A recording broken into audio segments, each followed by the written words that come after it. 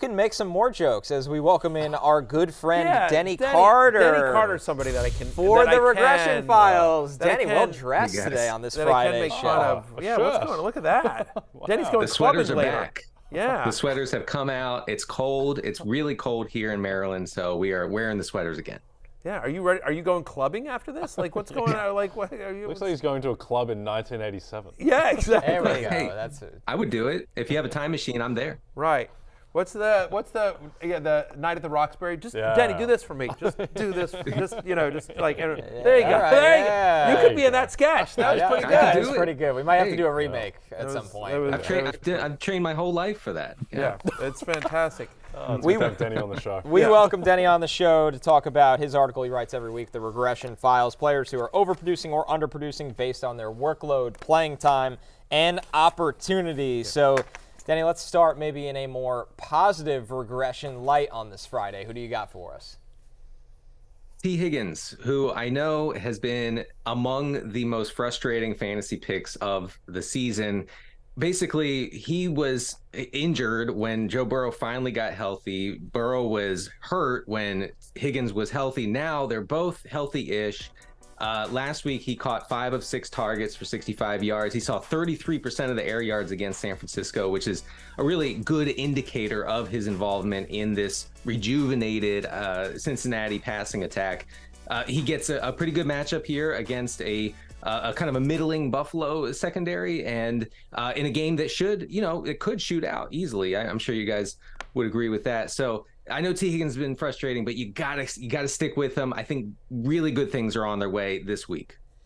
You know what? I agree. Listen, honestly, I agree, Denny. We actually talked about this yesterday on the Love Hate show. T. Higgins made my love list this week, so you and I are in lockstep on this one as well. The Travis White injury, I think, helps as well. Look, he's had 4 full games where he's fully healthy this year. He's averaging over 8 targets a game in those games. And so you're telling me, like, a healthy T. Higgins is going to get over 8 targets from Joe Burrow in a game with a high over-under? Like, I'm in on that. Yeah. Exactly. Denny, how about somebody that had a big week last weekend but could come back down to reality going into this weekend? Don't look at me. I mean, this is a You had a good week slam last dunk. weekend? I did. Yeah. I did, yeah. This one was easy. Rashid Shaheed is the most screaming regression candidate maybe of the whole season. Shaheed caught 3 passes last week, 150 plus yards, included a touchdown. One of those was from Taysom Hill, by the way, a 44-yarder that was ruled an interception and then overturned to be a reception. Very strange little thing there. But Rashid Shaheed is only running a route on half the snaps. He's a boom bust guy. He reminds me of like Deshaun Jackson, like early Deshaun Jackson, where you could get 25 points out of him. You could also get exactly 0, which I fear for Shaheed going forward. Now, if you're in a deep league, multiple flex spots, you could do a lot worse than Rashid Shaheed. I just wouldn't get too excited and start him over someone with a much safer PPR floor. Shaheed's a strange one because weeks 6 and 7, he played 62 and then 63 snaps. That's a ton of snaps. Yeah. And then last week, when he had 3 catches for 153 yards and a touchdown, he played 18 snaps. So I don't really understand what is going on with Shaheed's usage. Yeah. Or the Saints in general. That's the thing. And who Figuring out the knows? But Saints. right, he is big play dependent. He is very big play dependent for sure. Yeah, and also Dennis Allen, the coach of the Saints, had a critique of Shaheed after the game last week. He said, "Hey, he ran a wrong route, so we're not sure about him going forward." I mean, it's a very strange thing. He's one of their best players, and they don't seem to be totally in on him. I don't really know what's going on.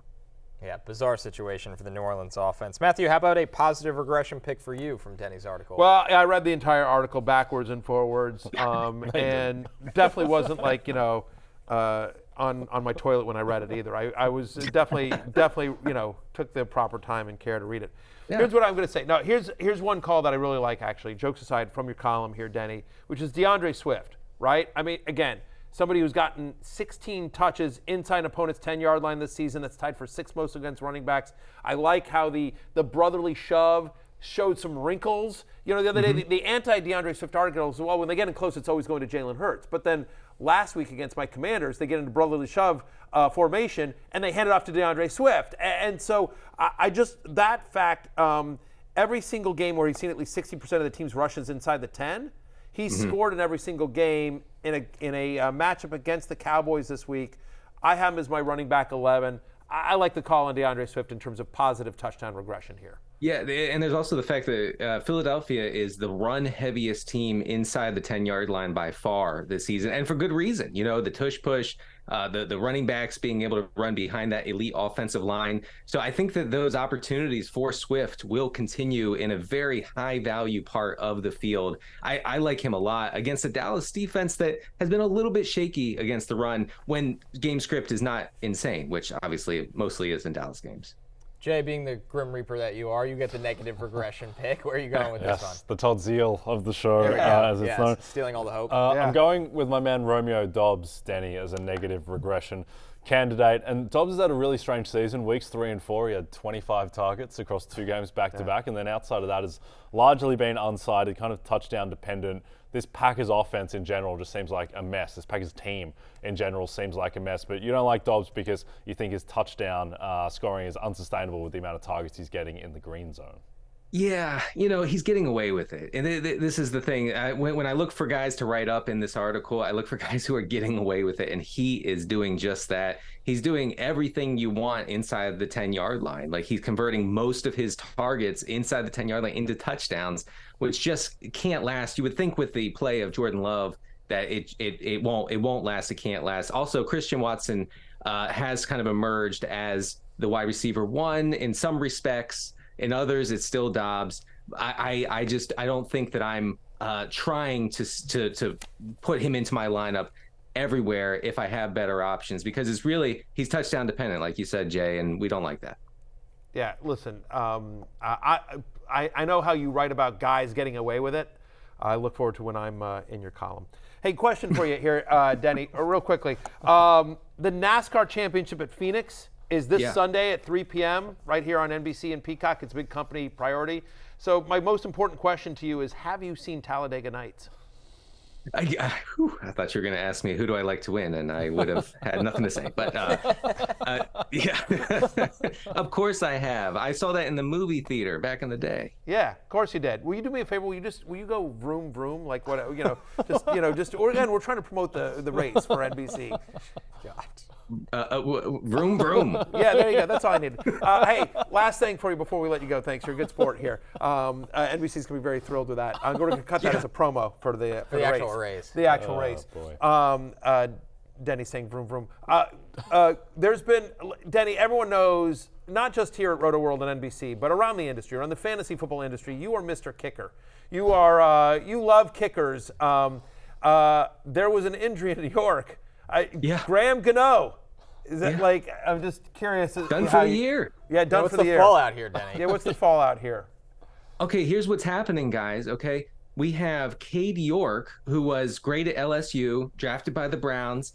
They had to let him go because he was struggling mightily in the preseason. We have Cade York facing longtime veteran Randy Bullock. Yeah. In a Friday showdown at Giants practice, and whoever wins that tryout, I'm not joking here, is going to kick for the Giants this Sunday and going forward. I don't know who I want to win, honestly, but it's the only thing I can think about.